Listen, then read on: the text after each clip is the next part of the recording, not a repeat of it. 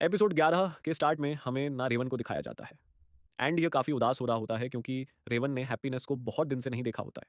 तो योकी बोलता है मैं तुम्हारे इसमें हेल्प करूंगा। ड्यूक बोलता है क्यों नहीं, तुम हैप्पीनेस को डेट पे लेकर जाओ। ये सुनकर तो ये दोनों शौक हो जाते हैं और प्लान भी काफ़ी अच्छा होता है। तो योकी डिसाइड करता है कि आए वो रेवन का डेट का प्लान में हेल्प करेगा। सीन चेंज होता है। हम देखते हैं हैप्पीनेस को एंड वहाँ पर सिसिलिया और आयरीन भी होते हैं। ये लोग भी उनके पीछे होते हैं। योकी बोलता है आयरीन यहाँ क्या कर रही है। तो ड्यूक बताता है वो भी हमारी यहाँ हेल्प करने आई है। वेल ये सभी लोग एक साथ डेट पे जा रहे होते हैं। तो योकी पूछता है हम कहाँ जा रहे हैं। ड्यूक बोलता है हैप्पीनेस को एक फेमस जगह पर जाना चाहती है। रेवन भी उससे पूछता है तो वो बताती है कि एक फेमस जगह जो ओपन हुआ है। तो रेवन बोलता है हमें एक बेकरी शॉप में जाना चाहिए, लेकिन हैप्पीनेस साफ मना कर देती है। ये सुनकर रेवन को अच्छा नहीं लगता है और वो रास्ता रोक रहा होता है।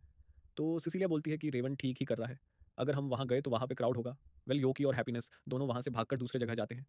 फिर ये सभी लोग ना स्टैच्यूज़ के पास रुक जाते हैं। वहाँ पर हीरो पार्टी की स्टैच्यूज़ को देख रहे होते हैं। तो ड्यूक बोलता है डीमन किंग को हराने के बाद किंग ने इन स्टैच्यू को बनाया था। फिर हम रेवन हैप्पीनेस को देखते हैं। ये दोनों काफ़ी अच्छा टाइम स्पेंड कर रहे होते हैं। वेल ड्यूक बोलता है कैप्टन हमारा प्लान भी अच्छा जा रहा है। रेवन बोलता है हैप्पीनेस को कि तुम्हारे गाल पे आइसक्रीम लगा है तभी वहाँ पर कुछ नाइट आ जाते हैं। रेवन की आवाज़ सुनकर उसका मजाक बना रहे होते हैं। तो हैप्पीनेस बोलती है तुम्हें ऐसा नहीं कहना चाहिए। ड्यूक भी वहाँ आता है और बोलता है कि कैप्टन अभी फ्री है और अपना टाइम स्पेंड कर रहे हैं, आपको पेट्रोल करना चाहिए। तो वाइस कैप्टन बोलता है ठीक है हम जा रहे हैं, आप लोग एंजॉय करो, और वहाँ से चला जाता है। वेल रेवन को काफ़ी बुरा लगता है क्योंकि वाइस कैप्टन ने उसका मजाक बनाया होता है और वहाँ से भाग जाता है। तो योकी और ड्यूक दोनों उसके पीछे चले जाते हैं और उसे ढूंढ रहे होते हो। ड्यूक बताता कि कुछ नाइट्स हैं जो रेवन को पसंद नहीं करते, जो बात नहीं कर सकता। उन नाइट्स में से वाइस कैप्टन भी है और काफ़ी टैलेंट है। वो सभी लोग रेवन को काफ़ी परेशान करते हैं। वेल इन दोनों को रेवन भी मिल जाता है और वापस चलने को बोलते हैं। रेवन कहता है क्या होगा अगर मैं इन वापस गया तो। ड्यूक कहता है तुम इतने एम्ब्रेस हो रहे हो क्योंकि तुम्हारी आवाज़ एक लेडी डीएचकी की है, लेकिन तुम्हें हार नहीं मानना चाहिए। पर रेवन उदास होने की वजह से कुछ नहीं बोलता, जिससे ड्यूक को भी बुरा लगता है और योकी को हैंडल करने को बोलता है। योकी उसको बताता है कि तुम्हें क्या हुआ है। तो वो उसको बताता है कि मेरी आवाज़ ही मेरी कमज़ोरी है, मैं अंदर करेज भी नहीं है जो तुम्हारे पास है। तो योकी उसको बोलता है हर इंसान के पास कोई ना कोई कमज़ोरी होती है, तुम्हें वो छुपाने की ज़रूरत नहीं है। मुझे पता है तुम कमज़ोर नहीं हो, मुझे तुम पर फेथ है। ये सुनकर रेवन को थोड़ा अच्छा फ़ील होता है एंड वेल ये दोनों वापस आ जाते हैं। रेवन भी सभी से माफ़ी माँगता है, हैप्पीनेस भी उसको माफ़ कर देती है। ड्यूक बोलता है अभी हमें शॉपिंग करने जाना चाहिए और ये सभी लोग अच्छा टाइम स्पेंड करते हैं। वेल कुछ दिन के बाद दिखाया जाता है सिसिलिया योकी के घर पर आई होती है और उसको बताती है हैप्पीनेस गायब हो गई है। सिसिलिया उसको लेटर के बारे में बताती है जो हैप्पीनेस ने लिखा होता है। योकी वो लेटर पढ़ने लगता है।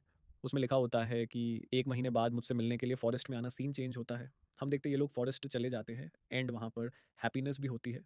तो ये इनको बताती है कि मेन रेवन को अपने बारे में सब कुछ बता दूंगी कि मैं कौन हूँ। ये सुनकर तो ये लोग थोड़ा सा डर जाते हैं। डक बोलता है कि अगर तुमने सारी बात बता दिया तो सिर्फ तुम्हें नहीं बल्कि हम भी प्रॉब्लम में पीआरएच जाएंगे। रेवन भी तुमसे नफरत करेगा, लेकिन हैप्पीनेस फिर भी रेवन को बताना चाहती है।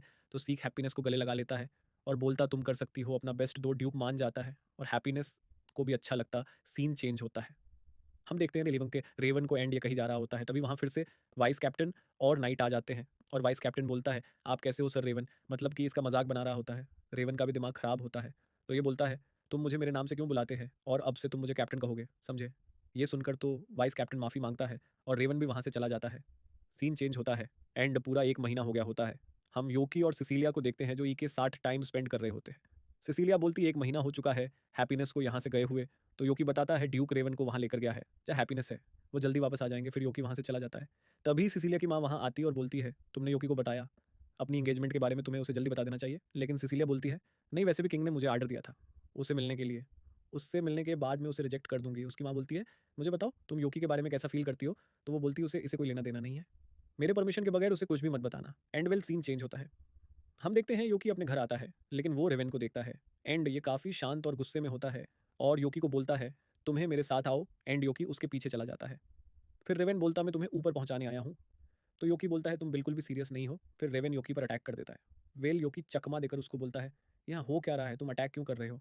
रेवन बताता है तुमने हैप्पीनेस को हर्ट किया इसलिए मैं तुम्हें सजा दूंगा। फिर से ये दोनों फाइट करते हैं एंड वेल योकी भी अपने डीमन के रूप में आ जाता है। ये देखकर रेवन को याद आता है कि योकी भी एक डीमन है। फिर योकी पूछता है तुमने हैप्पीनेस के साथ क्या किया। तो रेवन उसको कुछ नहीं बताता और अटैक करता है। लेकिन योकी फिर से चकमा देता है और रेवन को अपने मैजिक से हरा देता है और बोलता है तुम मुझसे जीत से नहीं, बताओ क्या हुआ हैप्पीनेस और तुम्हारे बीच में। तो रेवन उसको बताता है तुमने उसके सारे फेदर्स निकाल दिया हैप्पीनेस का भेस बदलने के लिए। तो ये सुनकर योकी थोड़ा सा शॉक हो जाता है और बोलता अगर तुमने उस स्वॉर्ड का यूज़ किया तो मैं मर भी सकता हूँ। लेकिन इसकी एक भी नहीं सुनता है। तो योकी लात मारकर उसकी स्वॉर्ड को दूर कर देता है और हैप्पीनेस को आवाज़ लगता है। वेल हैप्पीनेस भी बाहर आती है। तो योकी इन दोनों को बहुत चिल्लाने लगता है और डांट रहा होता है। योकी बोलता है मुझे बताओ यहाँ हो क्या रहा है, फिर हमें पास्ट का सीन देखते हैं, जहाँ ड्यूक रेवन को हैप्पीनेस के पास लेकर जा रहा होता है और वहाँ पर एक खूबसूरत सा पेडी डीएच होता है। रेवन उसके पास आता है, उसके अंदर से हैप्पीनेस की आवाज़ आती है, जो रेवन को बताती है कि मैं खुश हूँ, मैं तुमसे मिली और तुम्हारे साथ टाइम स्पेंड करने भी फन था। और फिर हैप्पीनेस बाहर आती है, उसके फेदर्स भी दिख रहे होते हैं। रेवन भी ये देखकर शौक होता है। रेवन को बोलती है कि मैं तुमसे प्यार करती हूँ, मैं डर गई थी, मैं तुमसे हमेशा झूठ नहीं बोलना चाहती थी।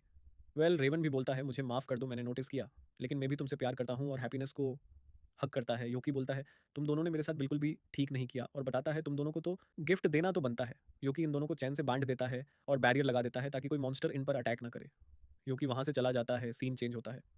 हम देखते हैं योकी सिसिलिया को एंड, ये दोनों अच्छा टाइम स्पेंड कर रहे होते हैं। योकी भी सिसिलिया को सारी बात बताता है और बोलता है मैं कुछ दिन तक मिनर्वा में नहीं होऊंगा क्योंकि युगा मेरी हेल्प चाहता है एक क्वेस्ट में। इस वजह से ये दोनों एक दूसरे को नहीं देख पाएंगे। तभी वहाँ पर रेवन और हैप्पीनेस आ जाते हैं और बोलते हैं योकी कहाँ है। सेसिलिया को भी कुछ समझ नहीं आता, ये दोनों इतने गुस्से में क्यों हैं। योकी बोलता है इसमें मेरी कोई गलती नहीं है, सब इन दोनों की। फिर ये सिसिलिया के घर से भाग जाता है।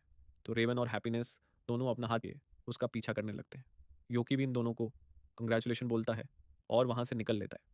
रेवन बोलता है लगता है जो योकी ने हमारे साथ किया है, मैं उसका एहसान नहीं उतार पाऊंगा। एंड वेल इसी के साथ एपिसोड 11 यहीं पर खत्म हो जाता है। गाइस कैसी लगी वीडियो, अच्छी लगी तो एक लाइक कर दो, चैनल पर नए हो तो सब्सक्राइब कर दो। फिर मिलेंगे गाइस नेक्स्ट वीडियो में, बाय बाय।